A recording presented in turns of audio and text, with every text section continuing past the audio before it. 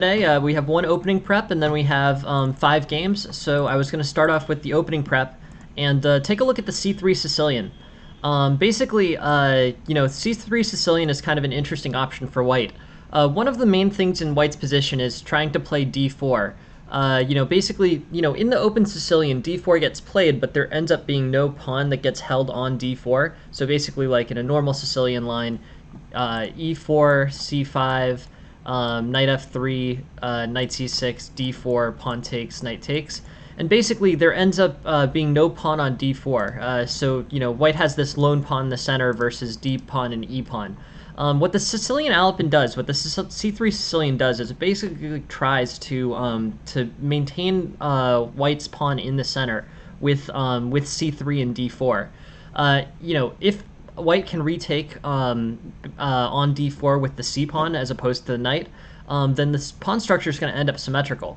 So basically, one of the main concepts in the Sicilian is basically white running this e pawn against an e pawn and a d pawn, and the trade of the c pawn versus the d pawn for black versus white. So c3 is an attempt to sidestep this. With c3, there ends up being a hey, welcome Suban. Thanks for joining the stream. Thanks for being here. But yeah, I was just gonna go over the Sicilian Alpin here. And basically the idea of the Sicilian Alpin is to replace the pawn that gets taken on d4 with the c pawn as opposed to a piece. It's an interesting idea. It is played at high levels. It's definitely a playable opening. But c3 you can basically play d4 into, and and basically wind up with a pawn in the center.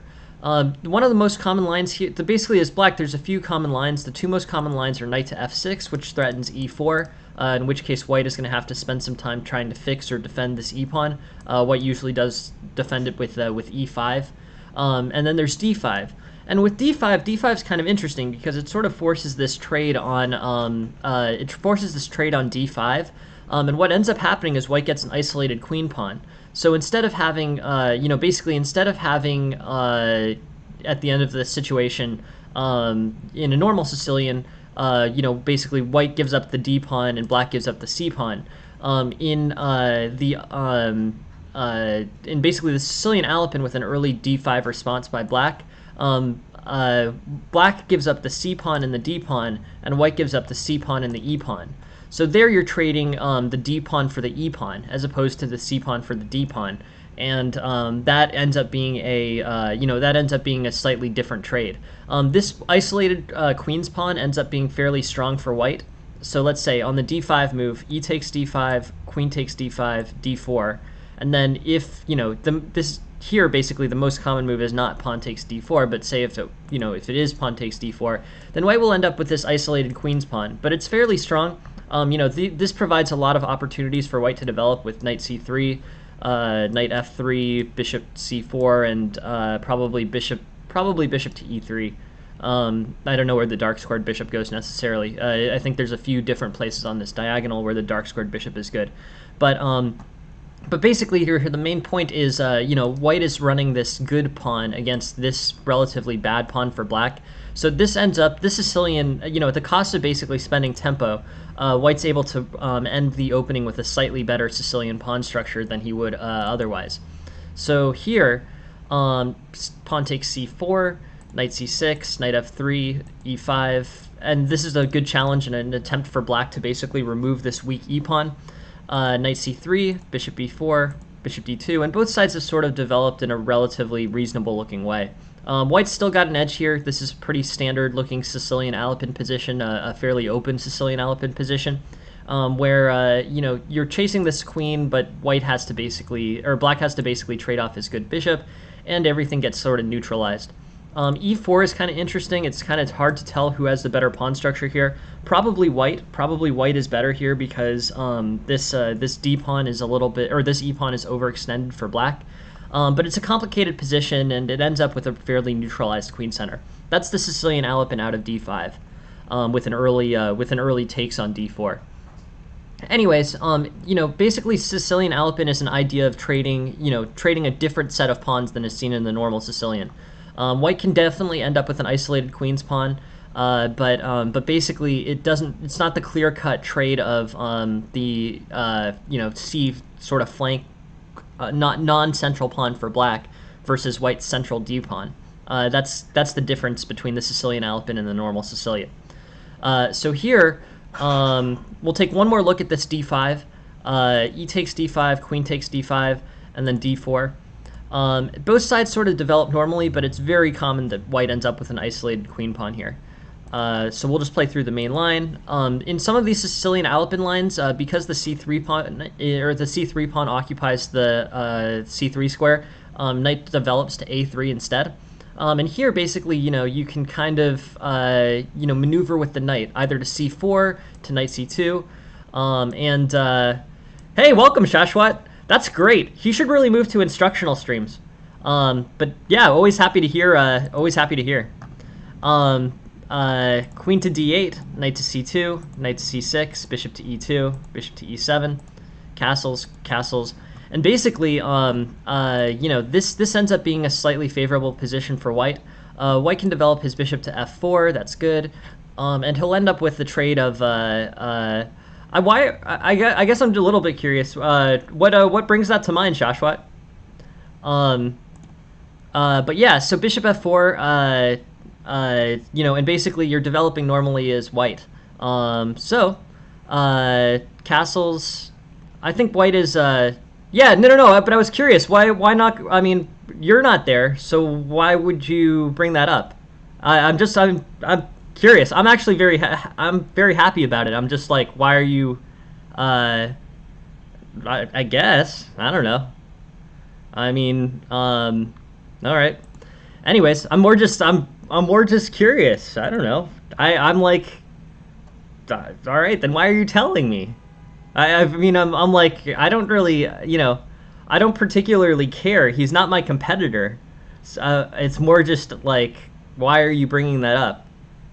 I don't have. Anyways, whatever. It's fine. It's fine with me. I think he could just kill. I mean, again, I'll go through it again. He could just kill the market if he went into instructional streams. It's not particularly helpful. Anyways, I'm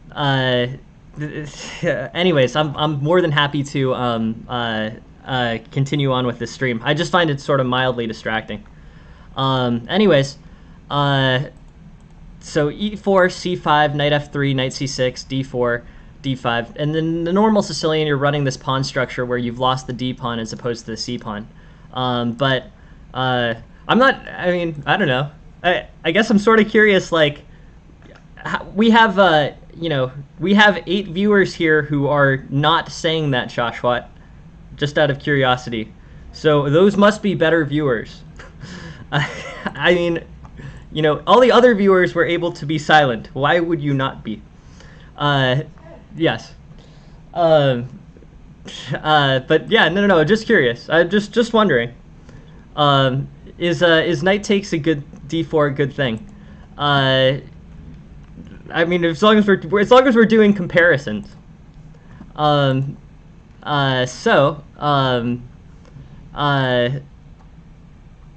you play the Sicilian in 1d4 situation? Usually not. That's the Benoni. I guess, yeah, the Benoni is basically d4 against c5. But yeah, it's it can potentially transpose. If you want to turn it into the Sicilian gambit thought here, basically, this is the Smith-Morra gambit. This would probably be the closest way that you could try to turn it into the Sicilian. But yeah, with pawn takes d4, knight f3, and basically threats on d4 as opposed to c6. Anyways, e4, c5, knight f3, knight c6, d4, knight takes, and it's a normal Sicilian position where you've traded the d pawn for the c pawn. Let's look the other direction. E4, c5, knight c6, d4, knight takes, and yeah, we can just keep going over that. But anyways, this Sicilian Alpin with c3 ends up being a c3, knight f6, e5, knight d5, d4, c takes, knight f3, e6, and basically white's looking better here. It's an interesting position. Sicilian Alpin is playable at the highest level for sure, and c takes d4 is probably the best way for white to respond, but here you've wound up with a symmetrical pawn structure. So what this sort of demonstrates is a difference between the highest level, basically the highest level, the highest level concept of this opening. You're trading off c-pawns here. Yeah, anyways, this c-pawn trade is is fine. This ends up with a Sicilian pawn structure. So if what you're preoccupied with is the relative pawn structure in the Sicilian, basically this pawn structure, the normal one in the Sicilian trades the d pawn for the c pawn. If you trade off the c pawns entirely, then you end up in a situation where you have an equal pawn structure, symmetrical, and you develop both sides as white. E6, d4. It's relatively it's basically the same in all kind of mainline Sicilians, but in Sicilian c3, this ends up being this ends up being the way that white can kind of maintain a solid pawn structure. Knight to d5, d4, c takes, d6, bishop to c4, and this ends up being pretty good for white against black. It's a top line opening. You can look at Grandmaster level theory. They do play the Sicilian Alpin. It's not as common as the the regular open Sicilian, but it ends up being pretty solid.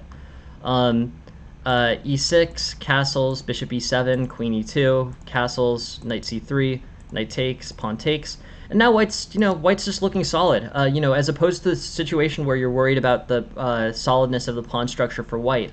This situation, white's got a solid center here, and white's looking good.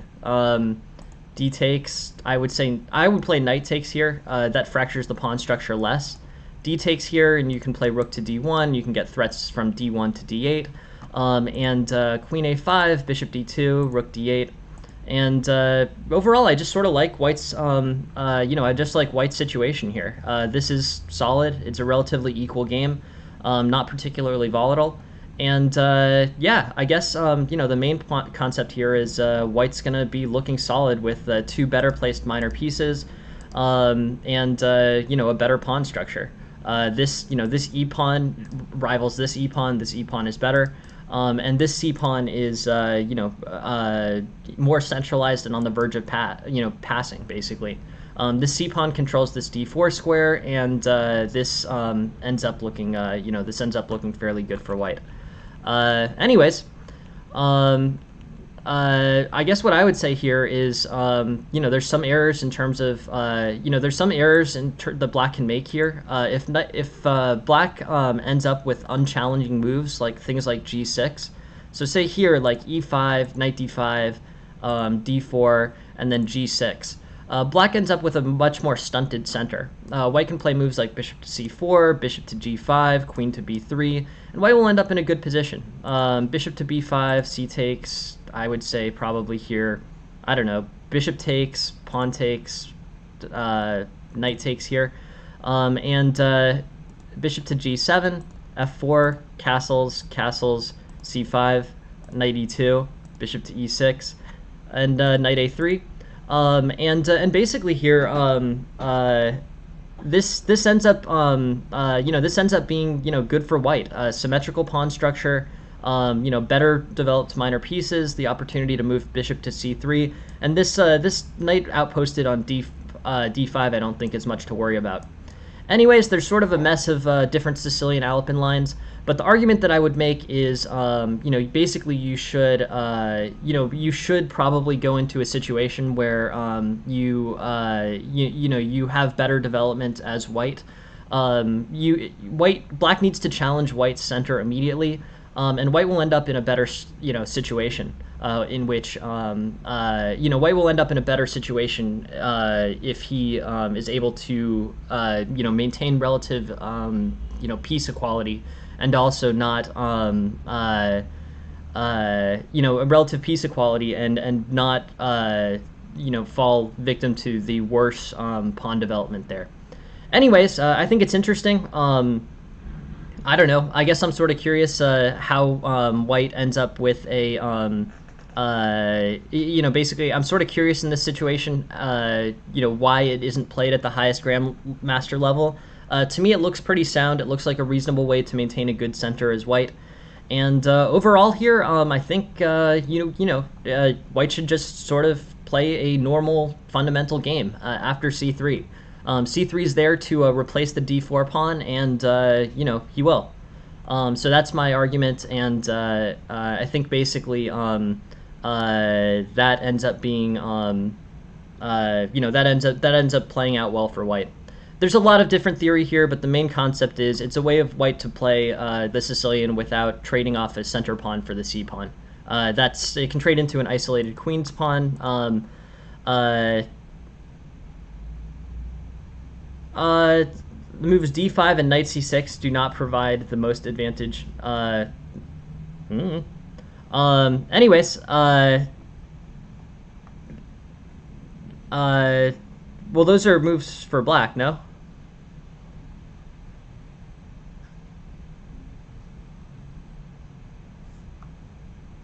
Anyways,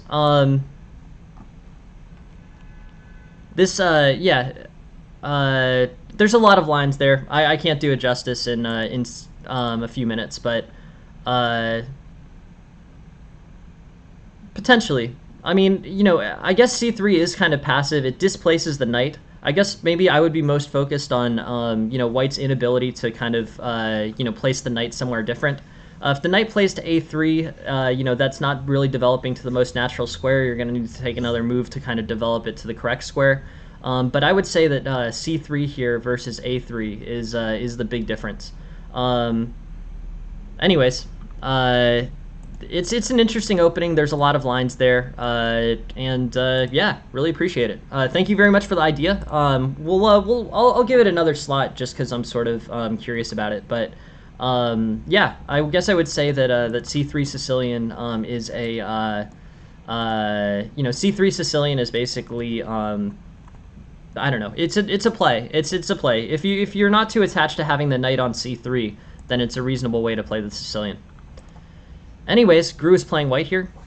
E4, c5, knight f3, e6, d4, bishop e3, knight f6, knight c3. Very normal development for White out of the Sicilian here. This is basically, this is basically good for White. I would play moves like f3, bishop to d3, and castles here. This is good, quick Sicilian opening. As opposed to the c3 Sicilian that we were just looking at, this is going to end up in a pawn structure where there's a pawn on the e file as opposed to the pawn on this, a pawn on the e file and c file as opposed to an isolated queen's pawn or any of the Sicilian Alapin structures. Yeah, no worries. No, you don't have I think he's a way better chess player than I am. I'm just kind of curious about what would drive somebody to bring that up on my stream. I'm just like, it's all good. I'm just more like, whenever someone does something, I'm always wondering kind of why they're doing it. So I get stuck when I see something like that. It's sort of confusing. It's like I would never go to someone's stream and just start talking about like I don't know. It would be like it would be the equivalent of like going to like a performer. Like we're actually just about to go to this John Mulaney concert, and if we go to the John Mulaney concert and then we go up to John Mulaney after the show and say, oh, Lewis Black had 500 people at his show and it lasted for an hour and a half longer than yours.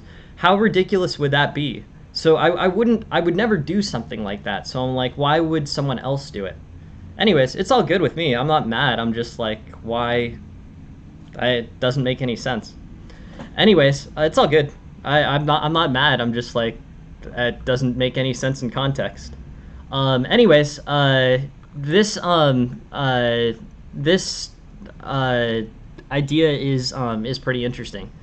D4, knight takes d4, bishop e3, knight c3, and basically these three pieces, develop quickly in the Sicilian. I think that Gru is playing a reasonable way, and bishop to b4, queen to d3, queen to b5, and basically white's looking pretty good.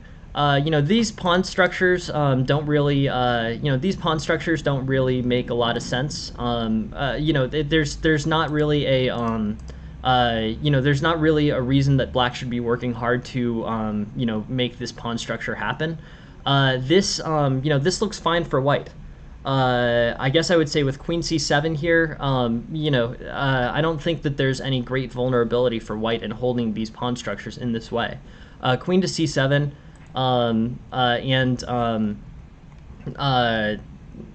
like queen to c7 basically, and this, I think white can hold on to these pretty effectively.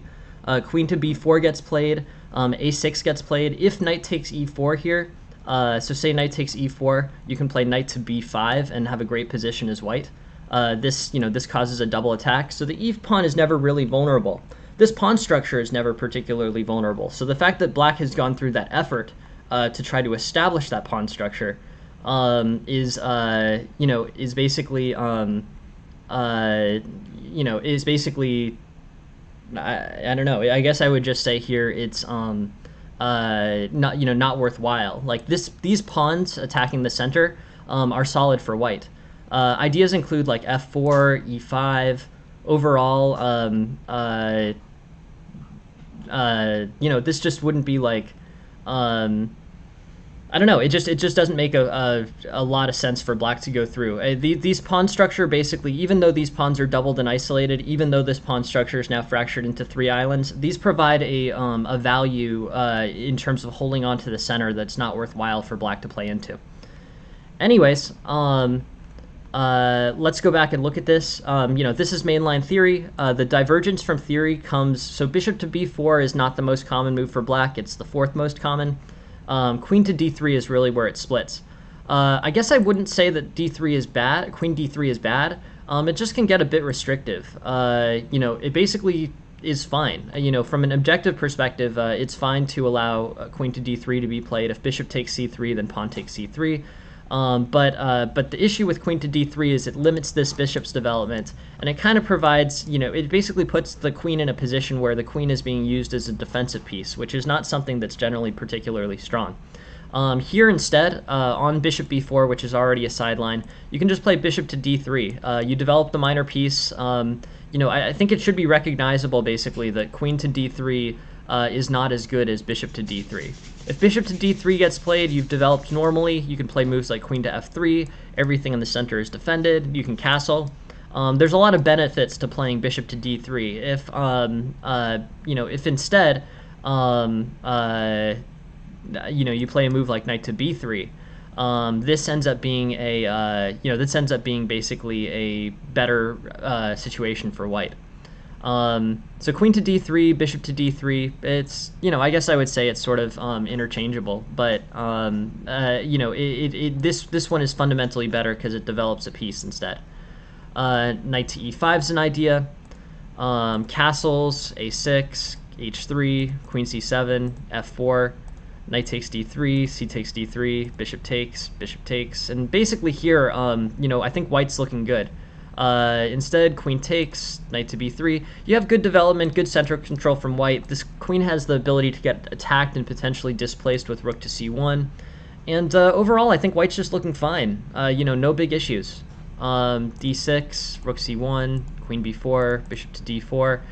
I like white's position in general. It looks pretty solid, and I don't know. This is interesting. Queen to b5, a4, queen d7. White's looking fine. In looking at this position, in terms of improvements for white, the first one that I pick out is bishop to d3. Basically, bishop to d3 is a developing move. Looks fine. Knight e5 is a response. But bishop to d3 is better than queen to d3. It develops in a straightforward way. It doesn't play, it doesn't play queen to d3 and defend this pawn with e4. You're just developing in a natural way here, castling kingside, and basically looking fine as white. No issues. If you can avoid using your queen as a defensive piece, you might as well.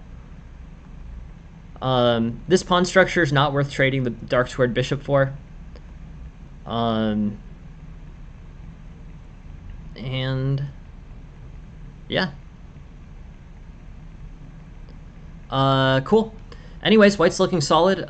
This basically this tactic ends up working out super well for white. But how's the dragon variation in the Sicilian? Would I prefer it as black? Uh,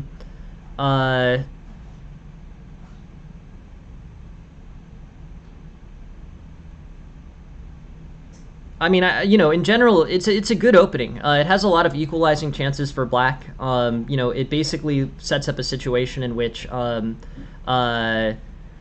basically, if you play the dragon variation in the Sicilian, you're going for kind of black's most aggressive response in a Sicilian type opening.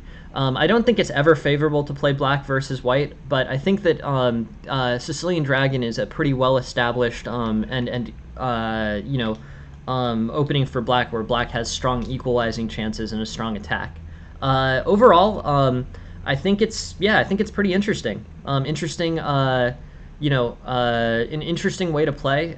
So I wouldn't prefer it as black. I would prefer it probably relative to other Sicilian openings. I'm not a big Sicilian player. I've always been an E5 player, but I think it does provide probably the best chances to advance as black. Hey, welcome, Julio. How are you? How's the stream going, Julio? I subscribed to your stream a bit ago, Julio, and I enjoyed it. Anyways, cool. Yeah, no, I saw you playing some like Blitz or Bullet or something. I thought it was I thought it was really interesting. Good stuff. Anyways, this so basically in terms of advancing positions for white, I'd probably play bishop to d3. I think that's probably the best idea, as opposed to queen to d3. In terms of other mistakes for white, I don't think there's too many. I think basically white's playing in a somewhat straightforward way. Bishop g5 is getting advocated by the engine. I don't know if that's necessarily the best.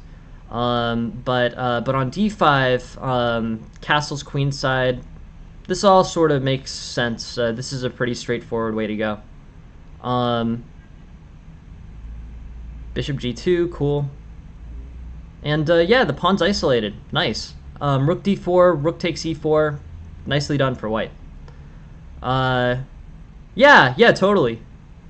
And then I play bishop takes here probably. Bishop takes. Makes sense. Rook f2 looks a bit inefficient for black. And the situation really gets out of control when white can play rook to f4. White finds this tactic. I think that's really the biggest part of this. If white plays to rook f4, he's going to have this fork of the king on g8 and the bishop on c8. This looks good. I think with rook to c4, white has, or rook to f4, white has great chances. This is a very important tactical position, and white finds it, which is great play, and I think a really good tactic to find. There are many tactics in the tactics trainer that basically look like this. It threatens mate, so immediately black has to threaten, or has to find a way out of that mate. And on rook to f8, the king and bishop are getting forked. And I think basically this ends up being good for white. So there's a mate there, and then rook to f8, and then you have this check, basically check between the king and the bishop. Rook f4 wins a piece. Yeah, basically. I think you play, everyone sends in good games. I'm always happy to see, I think everyone's sort of headed in the right direction. They're all sort of spending the right amount of time on things. And basically, yeah, excellent tactic. And I don't have much to add. The only addition that I'd make here is probably playing bishop to d3 as opposed to queen to d3. If bishop to d3 gets played here, you're defending the e4 pawn. Queen to d3 is sort of an anti-positional move. Here, from an opening fundamental perspective, just play bishop to d3. These moves are sort of interchangeable, except for, queen to d3 allows this knight into the e5 square. So I'd play bishop to d3 here, and just call it for white. I mean, this is basically the best way to play it. Castles, continue your straightforward development, and things should be good. F4, pawn takes. White's good. Yeah, white's looking just fine. So yes, strong opening. You go with the normal Sicilian development, and the only change I'd make in this game is something like bishop to d3 castles. This is good for white. So bishop to d3, knight e5, and yeah, nothing really to adjust. I think basically white's looking just fine. So anyways, yeah, white at this point is forced to allow bishop to take c3, but even with this pawn structure, nothing's too terrible about this. Yeah, knight takes, queen takes, rook to d3, and yeah, yeah, no. I mean, the key thing is to it's just a very efficiently played game. The one recommendation I give, and I think I have nothing to add on this game, but I think bishop to d3 is great. But the most important thing, in chess as in life, is to just not spend time on things that absolutely have no chance of happening. Like, there's sometimes some chance of, there's sometimes chances where you can, play a one-move attack, and that's just very inefficient. If your opponent can deal with it and it's just absolutely not going to happen, it's not worth playing the one-move attack. Like, it looks really appealing to go for a scholar's mate, but it's just never ever going to happen. So you might as well, not allocate time to those types of things. What I like about this game in particular is that it's particularly efficiently played. There's no real moves here where there's no kind of one move attack or superficial thoughts. It's just white goes for lasting, substantial things, and as a result, he gets very efficient play. This is a great endgame tactic, a great put-away shot, but I strongly recommend not spending, an error that I see from a lot of B-rated players, and one of the things that I think Gru does excellently in this game is he spends absolutely no time, trying to capitalize on lost causes. It's just a waste of time is the main point. So, I think that yeah. No, but I mean, it's one of those things you basically have to go into the situation where,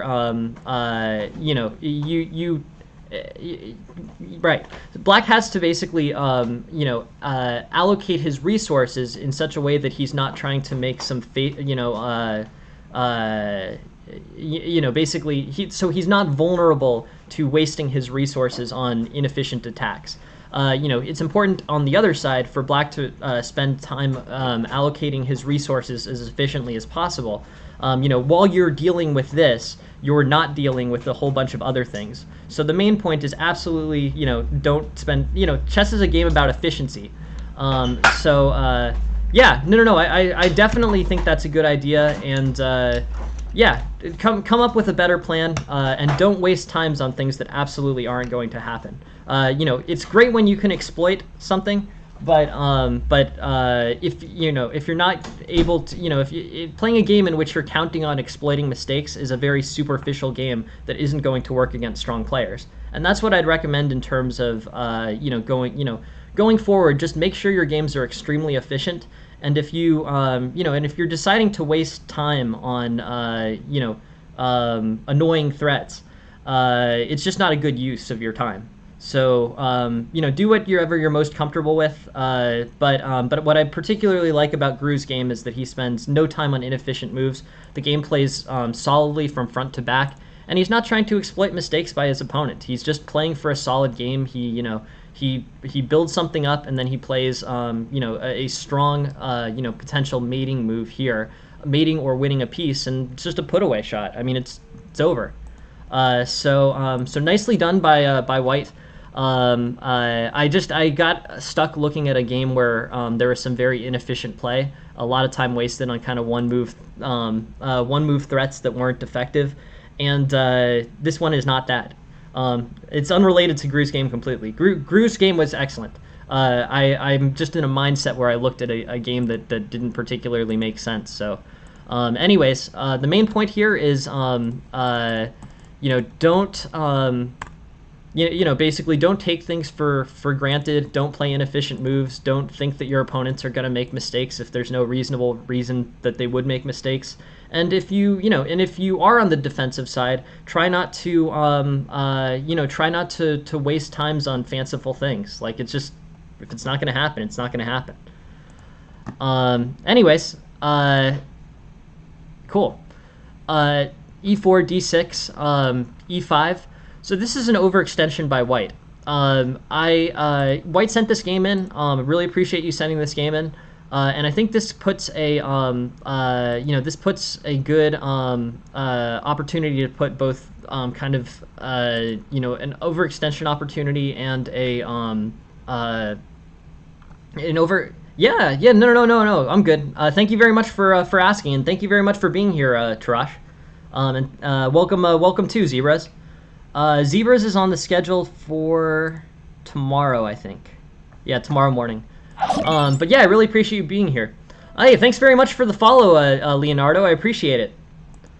But yeah, so E5 I think is a big error, or not a big error, but it's an error in the context of this perk or modern defense. This is kind of confusing. This is the perk : modern defense, but yeah. What's interesting about this is it's a very early overextension.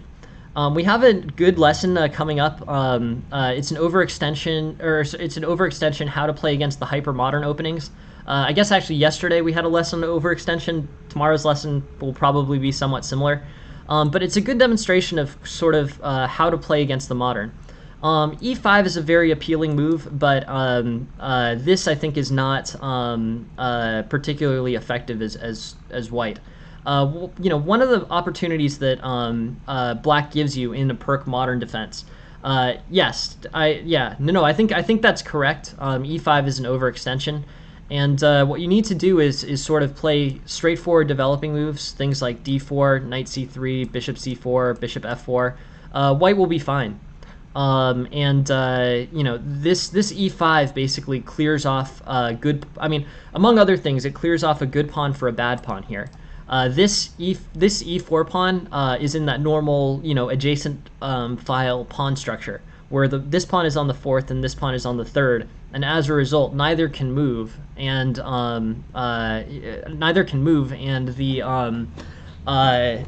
and you're in a situation where basically pawns are basically you're going to have a lasting a lasting advantage from this pawn structure, so there's no reason to play E5 and disrupt it here.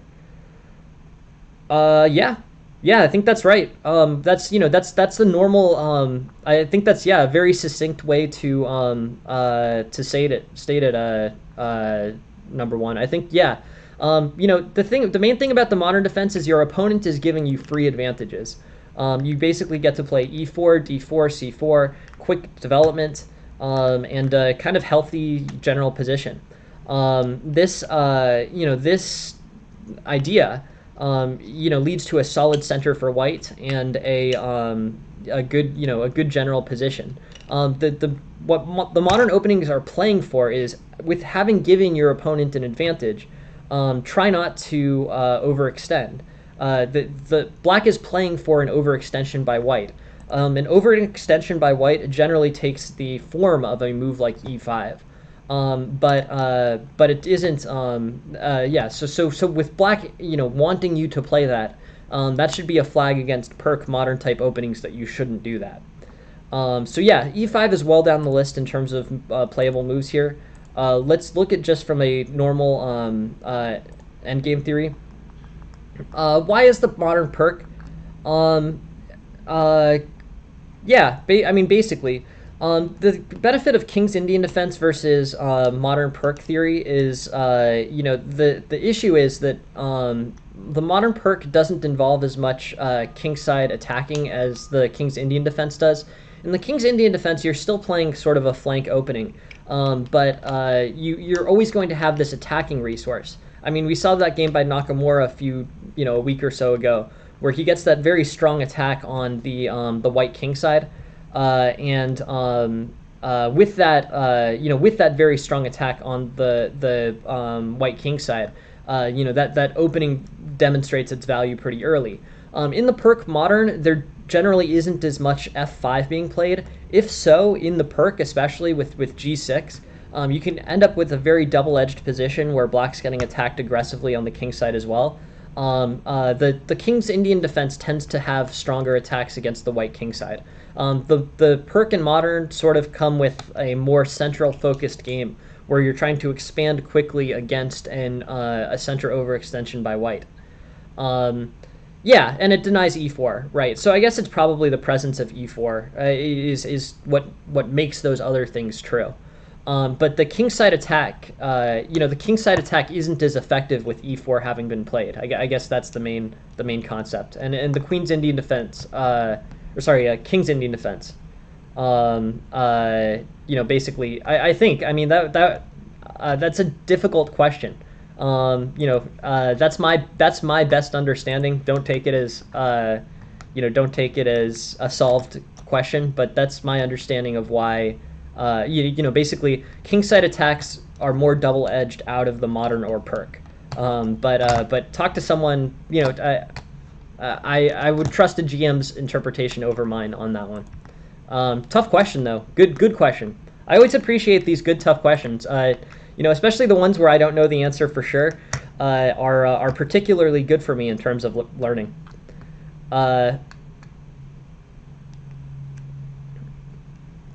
Right. Well, yeah. I mean, exactly, Tarash. That's the main concept. E5 overextends by weakening center control and allowing those targets as white.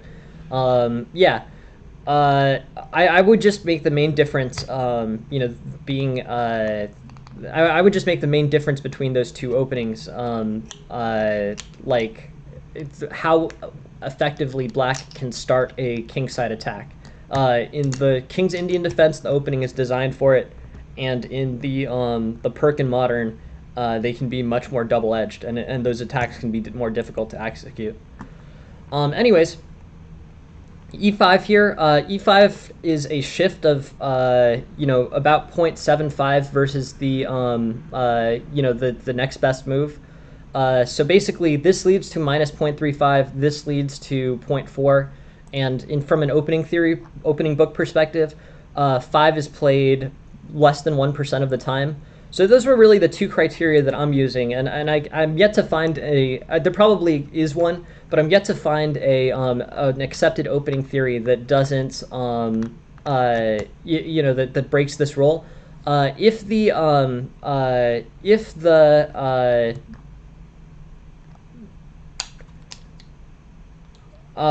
Interesting. Please keep sending those openings, Julio. You were proposing playing the Stafford Gambit and the Smith Mora. At the end of the day, feel free to play what you like. I think you should play with whatever you're happy with, Julio. But definitely, definitely play what you're most comfortable with. But the main point is,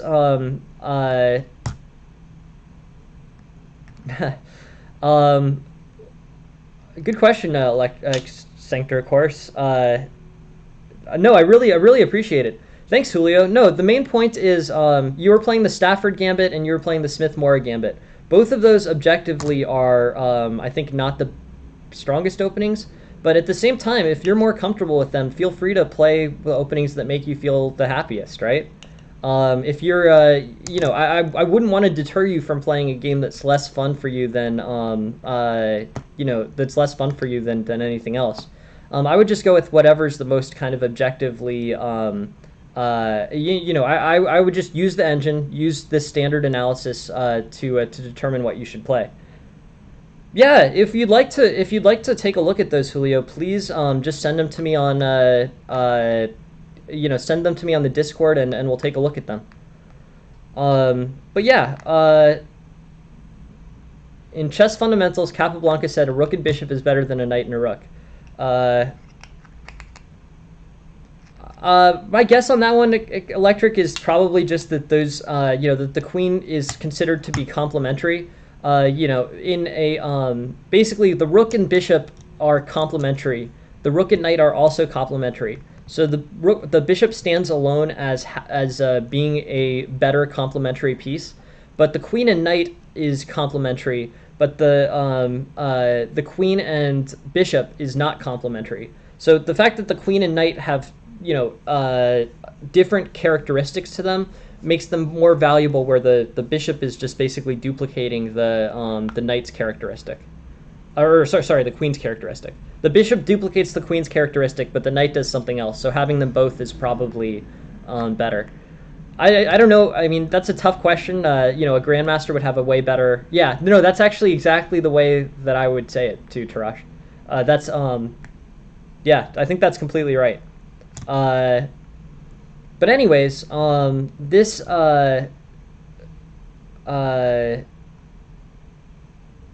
yeah, so we've gotten a little bit far off of this. I just want to look at this this center game, where basically you're assessing option 1 versus option 2. It's 0.35 versus 0.4, 0.75 difference between the first and second, and played less than 1% of the time out of the opening book. In a situation like that, you basically don't want that's a flagging for removal from your from your opening theory. So yeah, I think it's also just generally anti-thematic. Black's giving you the opportunity to form a sustained large center, relatively permanent large center. You should probably work out to do that with knight c3 and d4 coming. That's a more kind of thematically correct way to play. But I would just go with the criteria of less than 1% chance of being played, and a 0.75 difference between the first and second best options. The combination of those two should be good for there are better opening moves based on those two criteria.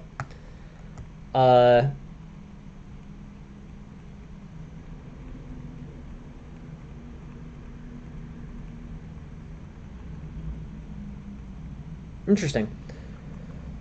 So what are the opportunities here for white? I don't know. This is pretty interesting. I guess I would say white ends up capitalizing pretty well on some black tactical errors, but here you're in sort of a rough position. Here I would play bishop c4. This is developing a piece with an active threat. That's probably better than bishop to e2. Castles. But yeah, I think the way that you're playing this is pretty reasonable. Your focus is on developing quickly and accurately, and that's important. I'm not a huge fan of trying to trade this queen off, but it makes sense, I guess. It's about equal, so you can. It just, I think trading off this queen is not really about, trading off this queen is not really, I think, the strongest general thought. And then white makes a big blunder here. So these are really just tactical considerations. I wouldn't do too much on it, except for the fact that basically with rook to e1, you're putting yourself in a situation where you're potentially losing a piece. Just be careful is the main point. Rook e1, and bishop f6 wins an exchange or a piece. I guess a full piece, because the bishop can't move because there's, or no, I guess it's an exchange or a piece. But yeah. I think that doing a lot of puzzle battle, puzzle rush type situations will help make this, this situation more clear. If you basically, if you know how to play this tactic from the white side, or a similar tactic from the white side, you will also see. Yeah, no, for sure, Bobo. Yeah, no. I understand. The and it is hard to come up with a strategy. I completely understand, Bobo. I think that the main point is that make moves based on what you're most comfortable with. If you feel like a situation is bad for you, or you feel like a situation is objectively bad, would be bad for anyone in that situation. Just trying to come up with moves that fix that situation are very important. If you're in a situation where there's going to be a lasting disadvantage, move. Don't be reluctant to move because you're stuck in orthodoxy. Anyways, what I would say here, Bobo, is what will really help steer your moves is tactics training, puzzle training by chess.com, Puzzle Rush, and Puzzle Battle. But yeah, if things are if things are treating you badly in a specific situation, just remove yourself from the situation. It's the best thing to do. You can basically get into a situation where you end up not having to deal with the frustrations of bad piece or a bad developing square. Don't be afraid to unmove things. Don't be afraid to move away from bad situations quickly. So that's my recommendation there. But I would say have guidance, have tactical guidance behind that. If you're if you have the ability to play tactics, if you have the ability to play tactics, so you see 2-move combinations, 3-move combinations as efficiently as possible, make sure that you have that backing to guide your moves. So what I would say is, definitely don't be afraid to retreat. It's not a, don't be afraid to retreat, basically. If retreating is better, then do it. And, but learn your 2-move, 3-move combinations, Puzzle Battle, Puzzle Rush, and this will be fine. This will end up playing out, well for you, I think. So accuracy. Accuracy is the main guidance. If you're unclear on exactly what to do, stick with fundamental things. This one I think is the best at, getting refuted from a tactical perspective. There are reasons to play or not play multiple things in this situation. You can play Bishop G5. It's probably better to put your bishop on a better square than E7. G5 might be the right diagonal. It might not be the right diagonal. There's some valuable things that come up with bishop to G5, bishop to E3 here. But yeah, what I would say about this is, right. So I think E7 is not I think E7 is not the right square. So there are positional reasons to move this bishop here. But more than that, there's a tactical reason to not play this to not keep this bishop here, which is on rook to E1, black exerts more force on this bishop on E7, and then there's nothing. So, yeah, the tactics here are the biggest driver of why not to play rook E1. Other than that, you can have positional benefits of bishop to G5 or potentially bishop to C5. But the tactic bishop to F6 is something that I think you can see effectively. Hey, welcome, Leonardo. Thank you very much for joining the stream. Rook to E1 is fine. And this gets tricky.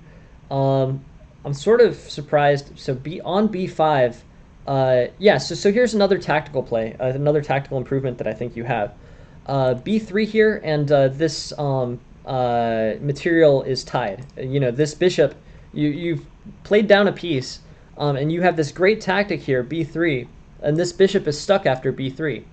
So yeah, definitely play B3 here, and you're good. As white, you're good. Nice. Um,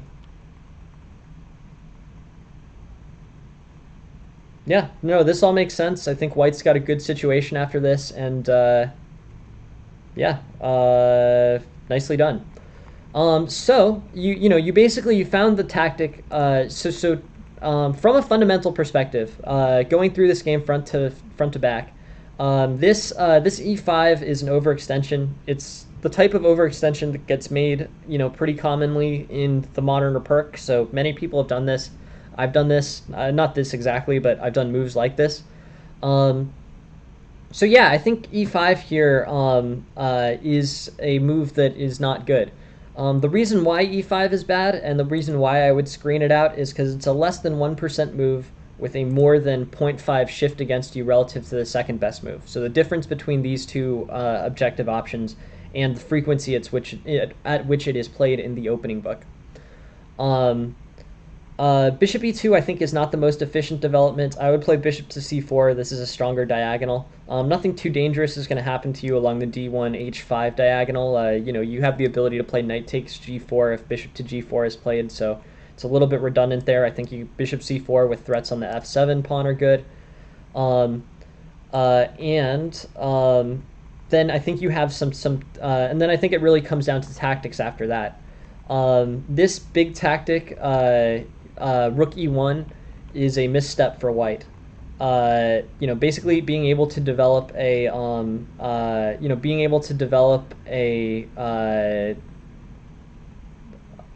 piece to defend the bishop. This is not as good for good for white. Even though the rook improves its position, there's a tactical refutation of rook to e1. So 1 move, 2 move, 3 move tactics are all extremely important. And then you have an opportunity here, which you see on the next move, but you allowed basically b3 was a great tactic. I'm really glad that you saw it, and it basically won you this game. But I think with, now especially that you've seen it in this game, this should be a pattern that you can recognize. The best way to learn more patterns and to be able to recognize more patterns is through Puzzle Battle, Puzzle Rush, Tactical Study. But b3, yeah, no problem. No. Look, my goal here is just to make sure that chess lessons are free and available for everyone. So never feel bad about missing a stream. The video on demand is there. It's there for 14 days on Twitch, and then it's there for so it's on 14 days for Twitch, and it's there forever on YouTube. So yeah, that's the that's the main thing I'm thinking of, Topo. Never feel bad about missing lessons. I'm not offended in the least. I'm really happy if you have more, if you have more important stuff to do, then please do it. And then feel free to watch video on demand. I'm just flattered that you're here at all, or that you're watching video on demand at all. So be sure to do that. And yeah. But yeah, thanks. Yeah, no, of course. No, of course. No, thank you very much for supporting the stream in any capacity. It's always really appreciated by me. And but yeah, video on demand. The goal here is free chess lessons for everyone, regardless of financial background. Free chess lessons that no one has to pay for, and that's the goal. I appreciate people who are here live, but I appreciate people who watch video on demand too. So yeah, thanks all for being here, really. Anyways, b3 I think is an improvement. b3 is the tactical improvement that you see on the next move, but with tactical study you see it immediately. And with a3, there's black has some opportunities to get out of this issue. You could play bishop to a2, that would delay it for a minute, or actually bishop a2 would probably get it out of it. Bishop a2, bishop b1, bishop to f5. But yeah, here this ends up being pretty solid for this ends up being pretty solid for white. Black didn't fix his situation. He missed the tactic b3 too. But between that b3 move and that rook to e1 move, I think the tactics will provide very good returns on your time. That's my recommendation in this topic, and yeah. So yeah, that's my recommendation. Yeah, thanks a lot. Um, uh, yeah, yeah, no, no. Thank you very much joining, Julio. Yeah, no, no, no, totally. Thanks, Julio, and yeah, I'm more than happy to go over any openings that you recommend, anything like that. If something's just objectively bad, if it's fun for you, then play it. But if it's not fun for you, then avoid it. Avoiding things that are bad for you is always a good idea. If it's fun for you to do something that's objectively inaccurate, then feel free to do it. And if it's fun for you, but if it's not, then don't do. Then I can't justify playing the Stafford, or I can't justify playing the Stafford if it's not the opening that's the most fun for you to play. That's mainly what I'm saying on that topic. But if it's fun for you, then do it. But it's just I'm not going to go against the computer. But yeah, anyways, thanks for being here, Julio. Please send more games. You sent in 3 great ones that I thought were great, and yeah, definitely, definitely, please keep sending them. Very happy to have you here. Anyways, on to RV Phil's game. Yeah, yeah, no, I mean, yeah, that's exactly what I'm saying, Tarash.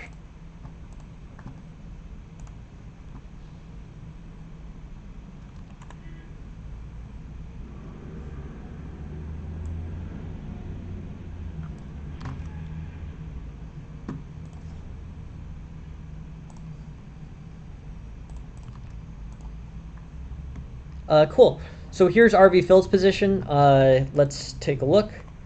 And RV Phil basically plays mainline Caro-Kann, or his opponent opts for the mainline Caro-Kann.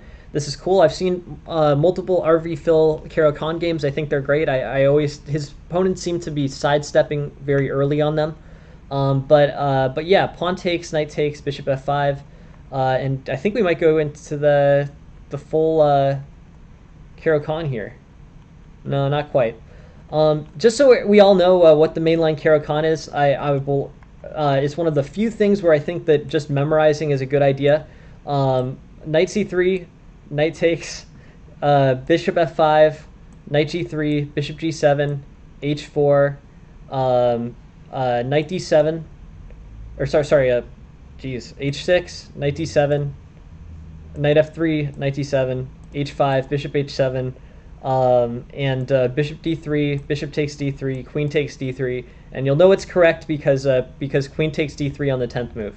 That's what I always know from this situation. That's always the best, and this is this is the way to go as white in this situation. Anyways, knight takes, bishop f5, knight f3, and here basically white opting for h4, h5 is the main line. Cool.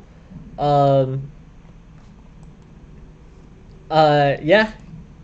Yeah, no. I mean, you can do that too. That bishop to d3, letting the bishop take on g6. I mean, the main point is it's better for if it doesn't fracture your position, it's better to let white take your bishop on g6 than it is to it's than to not. But here. Yeah, I think black's just looking fine. So let's take a look. So here, white is still kind of at an advantage. He's sort of sidestepping theory. Let's look. So on bishop g6, h4 is by far the most common move. 3 times as common as knight to f3. This is the move that your opponent played. But just so we know, h4 is the main line, 3 times as common. Knight f3 is also fine and playable. Yeah.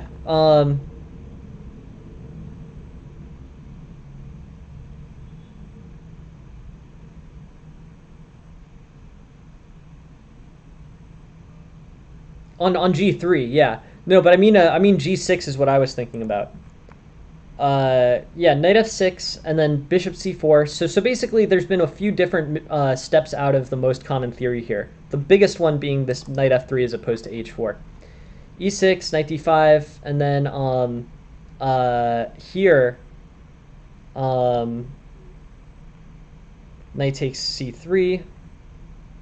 And yeah, I think just generally black is good. Let's take a look at, try to figure out the exact situation where the eval flipped, but this sort of demonstrates how missteps in the Caro-Kann can lead to an inferior position. The error here was knight to e5. This sort of makes sense. Knight to e5, will disrupt white's pawn structure. It'll let black get a knight to d5. But yeah, on knight e5, you can just play knight takes e5, and black is better. This e-pawn is sort of a liability to defend. And black's going to have a pre-made threat on this c2 pawn that white will need to deal with. So white's looking fine. Bishop c5, castles, bishop to b6.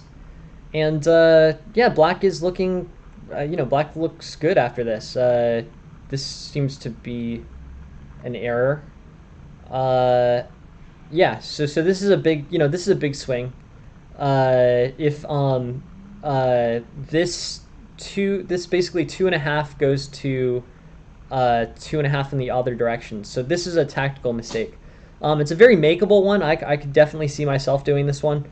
It's just that the bishop can defend on f1. So rook, basically on knight here, rook takes, rook there, bishop f1 defends effectively and wins a piece.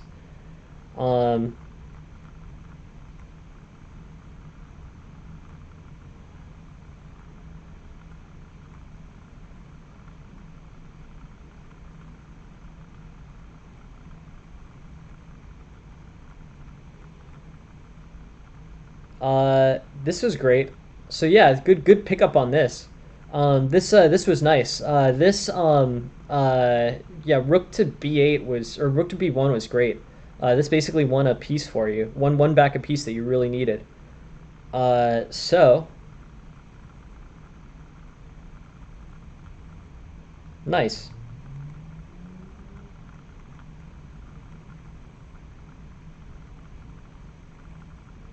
Nice. Okay, cool. Makes sense. So let's go through front to back, Phil, and this look at this game. So white opts for a slightly less usual Caro-Kann. It's not bad or good. It's just sort of generally not that, nothing really there. But e6 and then knight e5. Knight e5 is a misstep for white. It's an overextension. This pawn gets vulnerable on the e-file, and you'll have a quick attack on c2 if you want it. Interesting. Knight takes, knight to d5, rook to d1. And basically black here looks good. I think, black here has a solid position. This knight is outposted well. The minor pieces are the same, and blacks are slightly better.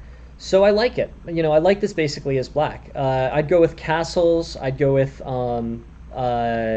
potentially takes d5. Basically castles here. Bishop takes d5 might be the move for white. Even though it's the white's good squared bishop, that knight is very powerful on that outpost. Here, I guess I would just go with, yeah, I mean, basically, I think things are going great for black. This is just a tactical misstep. They happen a lot. At club level, they determine more than half of games for sure. And overall here, I think you're just looking fine.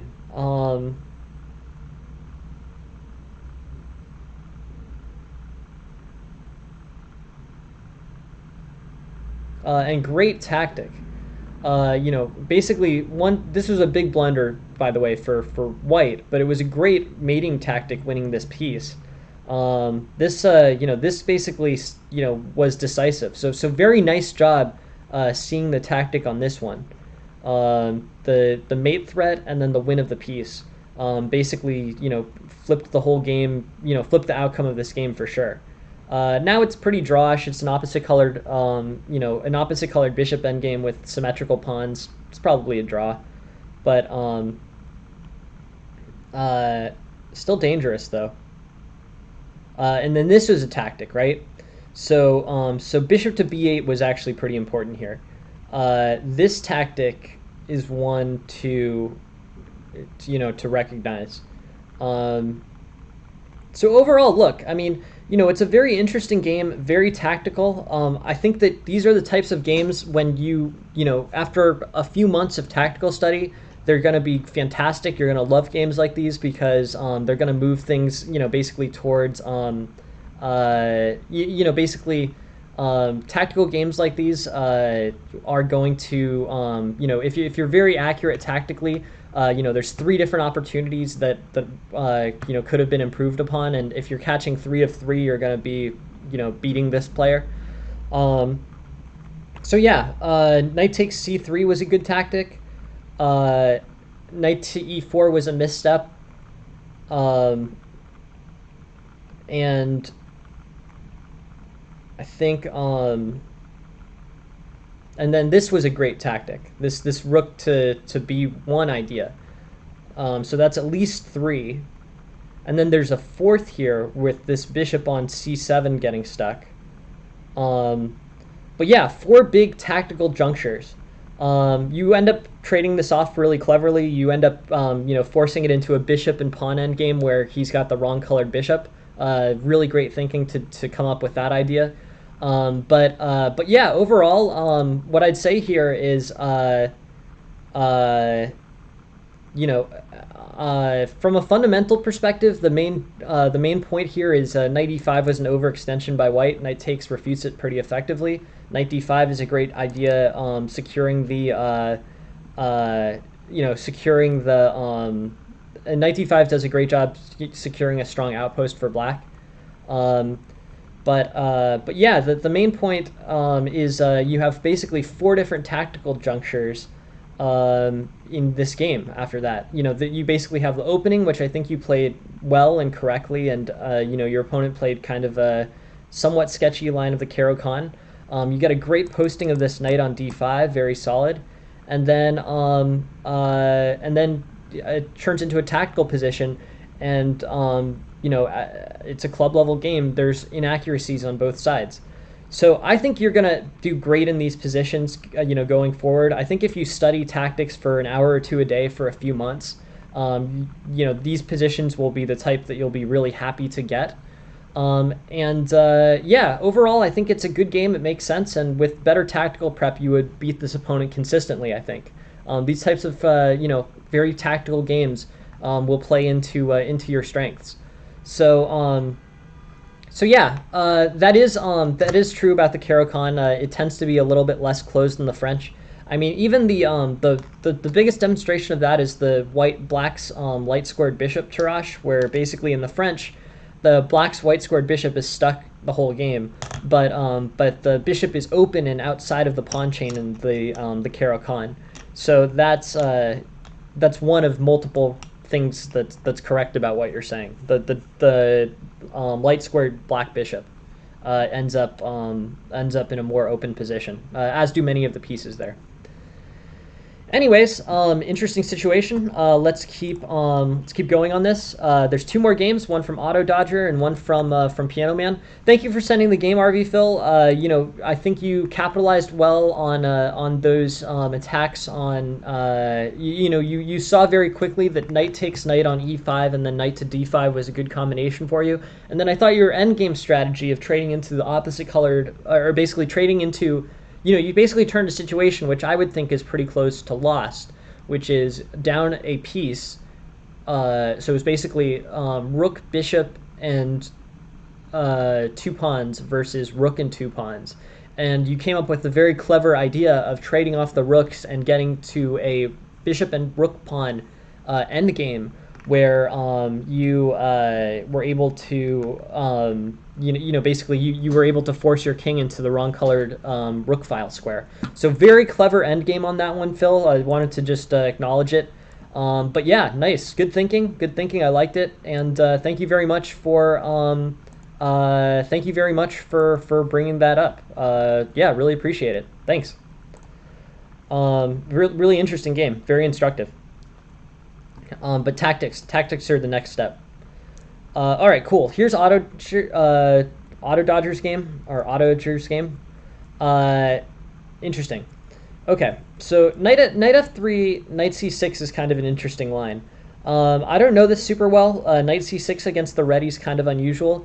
What makes this a little bit problematic is, the odds are this ready is going to transfer into a queen's pawn game. That's pretty much the most frequent thing that happens in readies. They either play either when someone plays the ready, it either goes into a flank pawn opening completely, like the modern or the perk with colors reversed. That can happen, or it turns into a queen's pawn game, or it can potentially turn into the Sicilian after knight f3, c5, e4. But all of those are pretty common. The disadvantage about knight c6 is that basically white can force transpose this into a queen's pawn game. They call it the Black Mustang defense. Interesting. But here with d4, this is this is basically going to be better for. I think this is going to be better for white. It's basically going to transpose into a queen's pawn game where knight c6 is there. That's usually not good in a queen's pawn game. It's restrictive of one of your key resources, which is c6 or c5. If this knight is on c6 in a queen's pawn game, you can play Queen's Gambit Orthodox, and that's okay. But you're losing a key resource relative to the main the main situations there. So yeah, d5 is probably best. I guess this is the Zucker-Tort-Chigorin opening, sure. But I just don't think this is that great for black. I mean, this c6 resource, c6 or c5, is kind of needed. This turns into like a,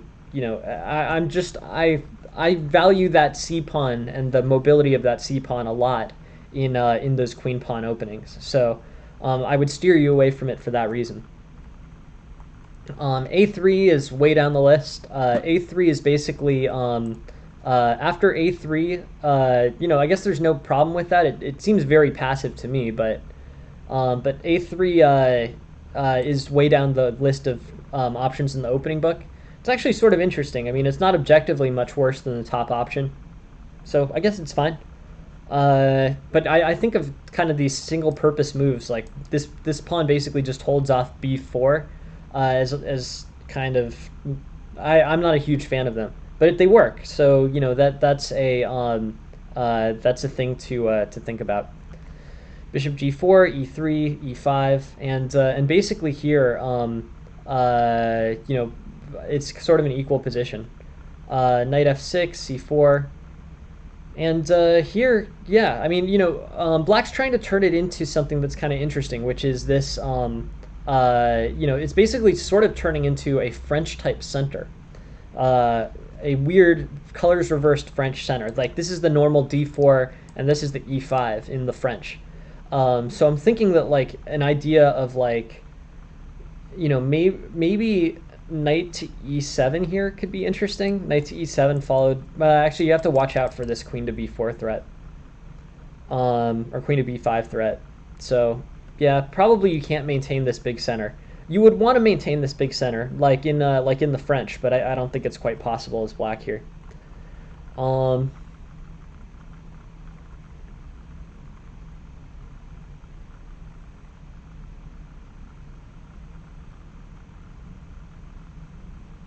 F4, cool, F3.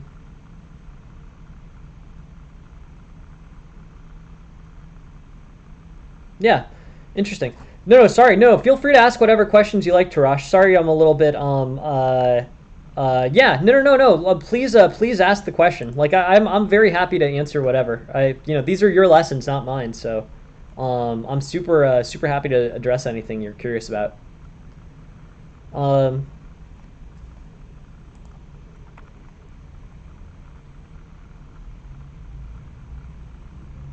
So yeah, I guess in terms of the way that black's playing this, these are sort of important positions. I don't think black's going to be able to maintain the pawn center. The engine is recommending f5 here. We're out of established opening theory, but this sort of looks like the French, but not a particularly good French for black, or it would be white, but basically the good French for the person with the larger center. Ideas like f5 can be played, knight f6, bishop d6, castles. Overall, I think this is going to be pretty good for black. You know, overall, I don't know. I mean, what are good plans here? Um, Black's pieces are getting a little bit hamstrung here. They're kind of stuck. Um, I might play queen g5 here, actually. I might play queen g5 with the idea like, okay, well, the center's going to liquidate anyways. So, a very common move in the French is the queen g4 attack against this king side here. But with this queen on g5, there's a lot of pressure on this g2 pawn. Bishop d6 can be played, knight to e7, knight to g6, and basically black's looking just fine. So I might play that. That's an idea. It would be the equivalent of a queen g4 in the French, which is sometimes played. These developments are not bad, but they do lead to a somewhat restricted position for black. C5 here was dangerous. That seemed to win a piece. So, yeah. Overall here, I would have just so going front to back on this game. This is a very interesting, this is a very interesting situation. I probably would just steer away from knight to c6 in the ready. In terms of knight to c6, it is there, but it's probably a 1% chance played, maybe less. So I would just think about that. I might play d5, I might play knight to f6. But this ready response is problematic because your opponent plays d4, and then you play d5, and then you have knight on c6 in a queen's pawn game, which is not objectively that great. So that's why I would lean towards playing something other than knight c6 as a as a first move there. I just don't think it's particularly good. The other, it doesn't fit the criteria in that this 0.08 is not 0.5 away from 0.37, but it's 0.3 away from 0.37. So, yeah, I would play knight f6 or d5. I don't think knight c6 is a particularly good way to play against the ready. Afterwards, you end up with a French structure, but not one you can maintain very easily. You'd like to play moves like knight e7, but white will get those tempos. It would be good to play like c6, but yeah, this basically turns into kind of an unfavorable French structure, and I think, I don't think it's that you really did anything wrong after the first move. I think it's just not a very good general concept. So yeah, knight e7 and c5, and black's fine. So queen d6. This looks good. And yeah, here, I think this all makes sense. I think you had a great middle game strategy. This is all really making a lot of sense to me. But yeah, the tactics of this and just this left, like I think you didn't do anything particularly wrong here until here there's a tactical improvement. You can't allow c5. You probably have to play. I probably just have to play bishop e7 and let the center get neutralized. But you haven't really done anything wrong except for play knight c6. I just think that you can't play knight c6. It does, yeah. Or why does it look like a reversed French? Because it's basically a pawn structure where there's a d pawn and an e pawn, and black has a spatial advantage. So the king pawn's on the 5th rank, the queen pawn's on the 4th rank. Is basically this center structure should have a lot of similarities to the French. That's normal. Like if you think about it, that's normally what white has, right? The pawn on e5 and the pawn on d4. But here it's like inverted. Yeah. What were the opening moves? Interesting. I mean, good question. So it was basically knight c6. It was the ready, and d5, and e5. And then e5, e4. So it's the combination of all these things. This d5, e5, e4 structure led to this. It was really interesting, right? It's kind of crazy what can happen. But, well, yeah, and a3 too. A3 wasn't bad. It was just slow, I guess. But yeah, this yeah. Anyways, so it's interesting. I mean, this is why I talk about. All right, look at the ideas behind the chess openings. I think ideas behind the chess openings, familiarizes you with these pawn structures. Like if you're in this situation, you might have kind of an intuitive grasp of what this, what is this? Like this is the ready with knight c6, so a very unusual kind of opening. But if you've read a book like Ideas Behind the Chess Openings by Fine, you kind of know, okay, well, this is a French pawn structure, and with the French pawn structure, your goal as the person with that should be to maintain it. And here, unfortunately, as black, you can't really because knight to e7 leads to c5, and you can't get c6 in quick enough, and this pawn structure is going to get neutralized. So you can look at this and say, okay, this is sort of an unfavorable version of white's side of the French, and familiarity with the pawn structure should provide common themes. If you look at this, another theme you can think of, directly of the fact that this is like a reversed French, is that's a good question. I think so. I wouldn't be 100% on that, but it's definitely possible. For that one, I have a physical copy of it that I refer to all the time. But yeah, that's exactly the right question, Electric Horse, and I'd take a look at the answer to that. I'm not sure the answer, but it's very possible. And public domain is, that's one of the great things about chess books, really. Definitely check out to see what chess books are available public domain. This is a really big, realistically, I think most people just torrent. But if you really do, I would never advocate torrenting copyrighted material. I don't know. I want to make sure that I follow the law to the letter.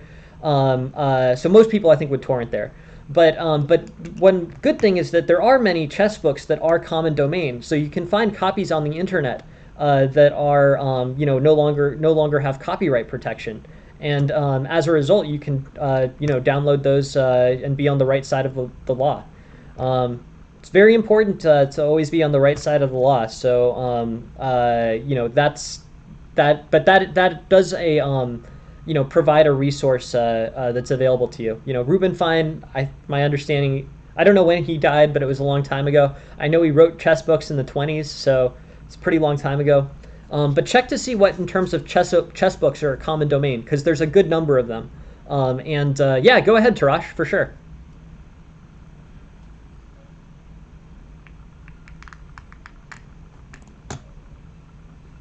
Just on this topic, this Queen G5 also becomes recognizable as a good move to play because you're playing the black side of the the black side of the French.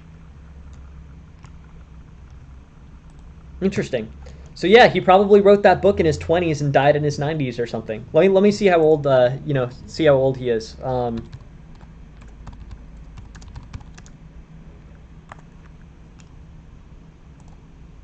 Maybe he didn't write books in the 20s. Maybe he wrote books in the 30s.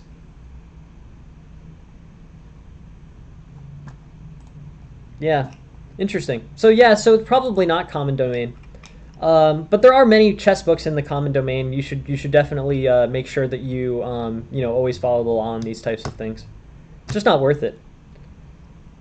It's chess books are not expensive. So, anyways, this this 1943.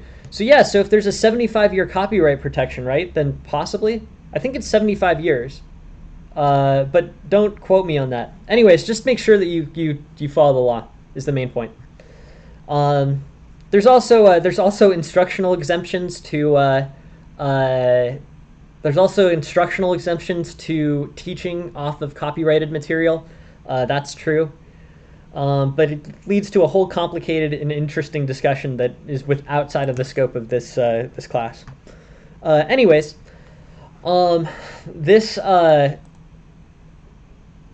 this is interesting. You're learning the Queen's Indian defense is black and reading up on the Nimzo Larsen attack.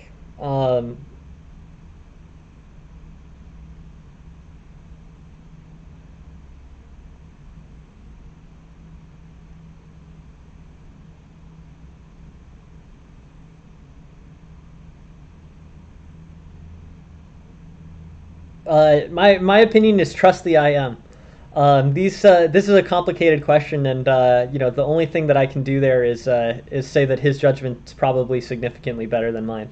They're not openings I play. I don't know the answer to that. Um, but yeah, yeah. Feel free to ask the IM.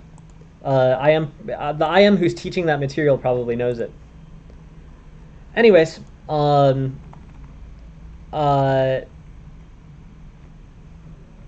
sorry, we got onto the wrong game. This is an inverted French. There's a tactical misstep here. White could play c5, so it's important to not allow that. Um, and yeah, this yeah, this was a very quick, good attack by Black. Yeah, having the pawn on f6 with the rook defending it, this should play out well. Um, there is an improvement tactically.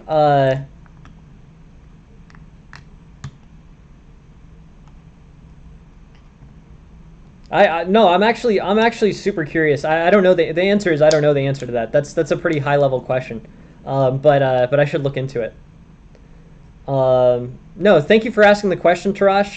Definitely, yeah, definitely keep asking questions. But yeah.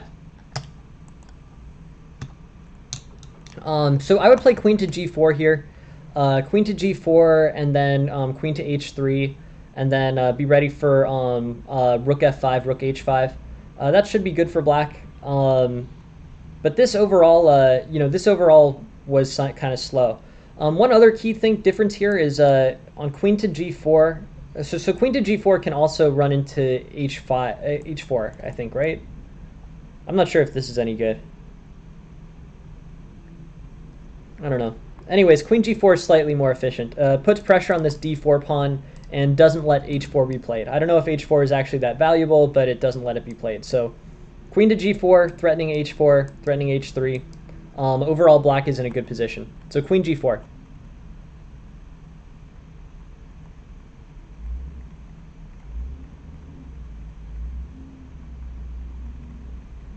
Yeah, and you got an excellent, very strong tactic here.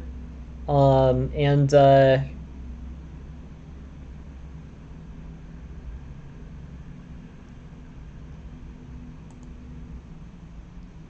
rook d1, queen f1. Yeah, no. So it's important not to resign too early. I mean, resign if the situation is definitely hopeless, but or you just don't want to play the game anymore. But yeah, rook to d1, queen f1 was a good tactical opportunity for Black, or sorry for White. It was a very good defensive tactical resource. Overall here, I like the attack. We'll just go front to back and look at this. Knight to c6 I think is not the right idea. I think a more conservative ready, knight f6, d5 is probably a better play. Now you're in kind of this reversed French where you can't maintain the pawn center. You can't play knight e7 and c6, which you'd like to, just because this queen to b5 refutes that and wins the b7 pawn. Yeah, Black's just fine. Basically, knight to d5 provided an excellent outpost for this knight.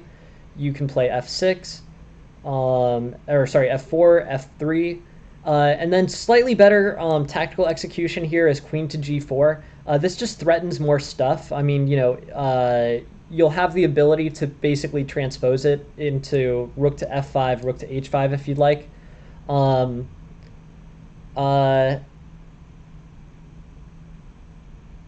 Yeah, that's right. I agree with that electric horse. I think basically this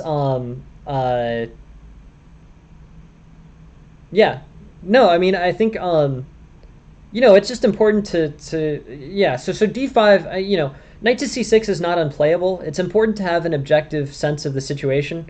But yeah, White can push you pretty hard, and then if you have knight c6, you just lose that resource completely.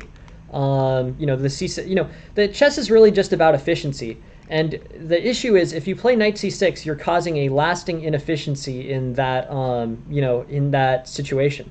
It's the inefficiency that's just never going to go away, because you basically played in a way that was fundamentally correct, but in a I guess I would say aggressive way. Knight c6 is an aggressive development, and as a result, you cause an inefficiency with the c pawn that is very difficult to fix, probably impossible to fix. I'm not probably would say knight c6 shouldn't be done in general, but it is playable in some cases, and sometimes stylistically people like it. So it's just important if you're playing c6 to know you're losing a resource permanently, or probably close to permanently, and as a result, you've caused an inefficiency that could be very substantial. So that's my advice there. I don't know. You might not care about that inefficiency.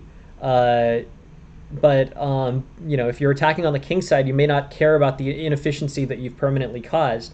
But overall, you've really weakened your game because you have created that inefficiency on the c pawn. Anyways, this this ends up being pretty good opportunity for black. Queen g4. Queen h3 is a more efficient way to go about this. White can't play anything silly like h4. White can't play rook d1. And overall, this provided a good tactical resource for white. It wouldn't have mattered if you play queen g4 if you're going to follow up with queen g3 or queen h3 against queen f1, or if you're going to play queen h3 after rook fd1 anyways. But yeah, queen to g4 is a slightly more efficient way to play this. Anyways, I think you did a great job with this. So great job. This ends up being a solid win for black. Nicely done. Great job. Great job. Great. I mean, basically in this situation, no. I think basically, no, this is definitely submission based. Thank you very much for asking, Kate Clown, and let me just post the link to the Discord. We'd love to have you on it. This Discord is here, and this this feel free in the game submission section of this. Game submission section, we can take games there. Realistically, if I see you're posting a game, I'll just awesome, cool, yeah, thanks, K-Clown. That is great. Thanks, but yeah, feel free to submit as many games as you want to. They don't have to be games of yours either. They can be games from other. They can be games from or things that you're interested in seeing. Like, I'm super happy to go over opening theory or endgame theory, and really the goal here is just to make education completely free. I really appreciate you being here, and I hope that helps. Welcome to the stream. But yeah, so here knight c6 I think was one of black's main errors. He gets into this interesting reversed French position. F4,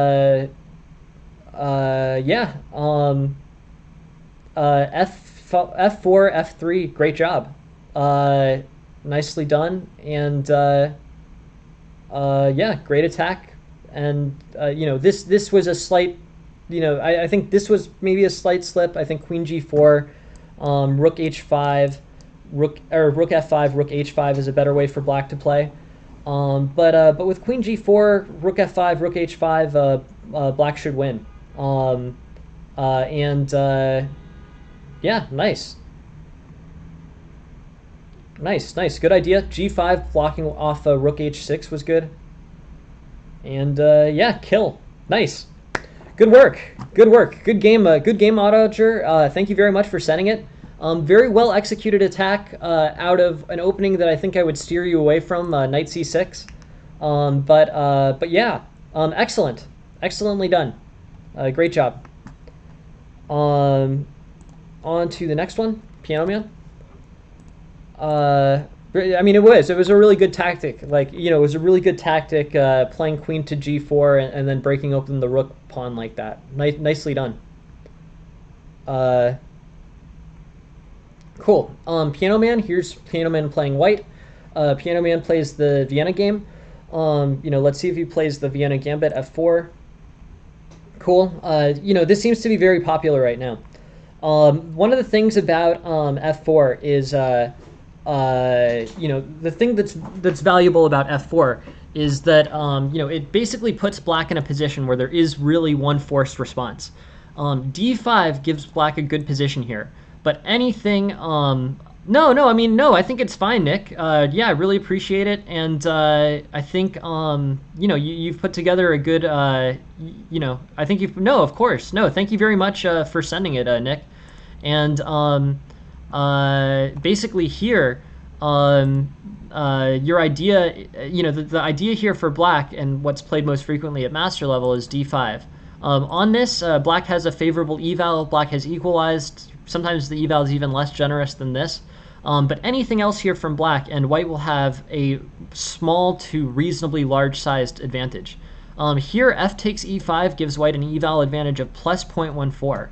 So this is a super interesting, this is a super interesting position. I guess here, what you would do is, f takes e5, knight takes e5, d4.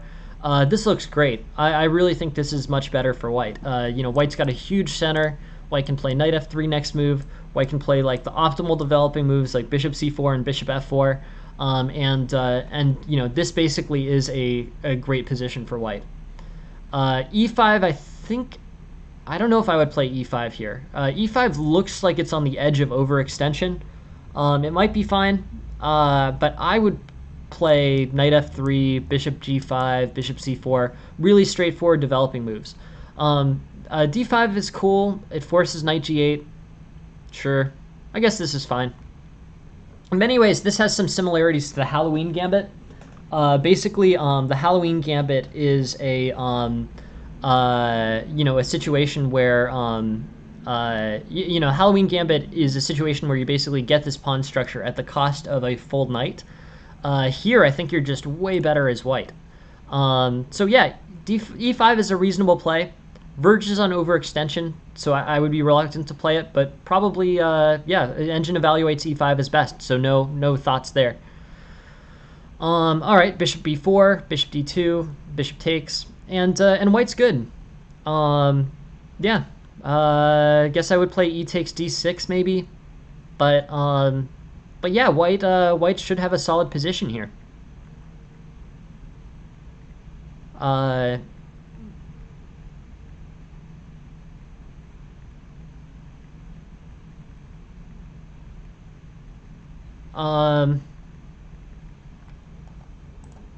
mean, I don't know. There's the Wilkes-Barre, the Wilkes-Barre variation. I don't know if that was a festival, but yeah, these things come up. Hey, there's an Aphelion variation. Every game Aphelion sends in, we play through the Aphelion variation.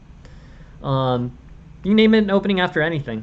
It's like a word. It's like whatever's the most common, whatever's the most common way that you can do it is, or basically with the word, you have, if people use it, then it becomes common knowledge. So chess openings are the same thing. I know people who have tried and I think succeeded to get popularized chess openings. Yeah, usually. But I can think of a few living people that I've known that have actually had opening variations named after them. Yeah, I mean, in chess, many of the good things have already sort of been established, but they can be named after festivals. It's just about what sticks. Anyways, you're in a yeah, no, totally. So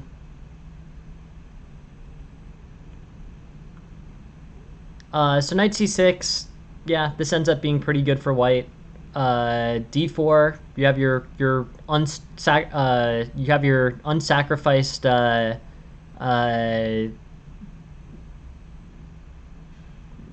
Basically, your unsacrificed Halloween Gambit. E5, knight f3, bishop d2, bishop takes. And yeah, after this, white's looking just fine. It's a lot of game left to be played. It's 3.5 up, but yeah, still plenty of stuff going on. In terms of long-term strategy here, be very careful to not hang any pieces. You have such an excellent position. This king's stuck on f8. Black has no development. Just be really careful. This was a trap, I think. Or I guess not. Ah, yikes. Okay. So there was an improvement here for you, Piano Man. If you play queen to f2 here, you basically defend the bishop indirectly. This is kind of a cool tactic. I thought... but yeah, so say this is the position. You play queen to d2, which I think is, risky in general. I mean, your c5 is a fork of your king and your bishop, so you got to be really careful with that. But the funny thing about queen to c5 is that on queen to f2, you actually indirectly defend this bishop by threatening mate on the next move. And after that, white is, white's fine. So that was an improvement for you. So far in this game, I think you've played correctly. This Halloween Gambit with no material sacrificed is a great position. Bishop b5 I thought was cool. Good idea, like it. Forcing king f8. And...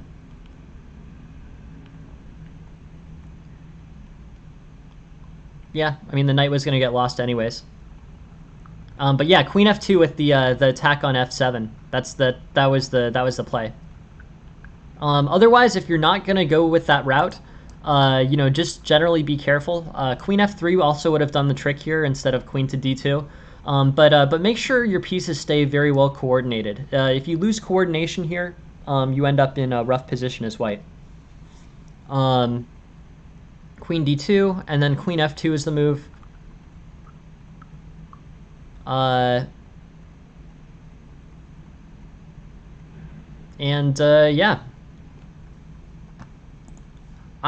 I was wondering if he was setting that trap up, to be honest, but yeah, let's see. Queen d2 was to threaten bishop to b4. Yeah, that works too. Yep. Yeah, but yeah, right. So that makes sense. I like it. I think that's a good idea for white. But yeah, queen f2 plays out to a better situation.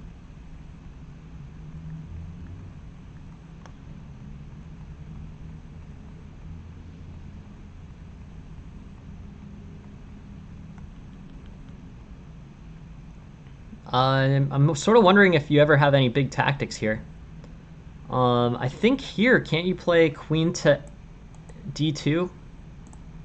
Queen to e7?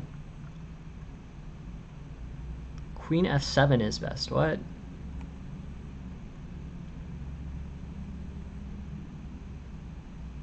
Yeah, this is pretty crazy, actually. Queen e7, king f8, rook f8, queen takes. Looks good to me.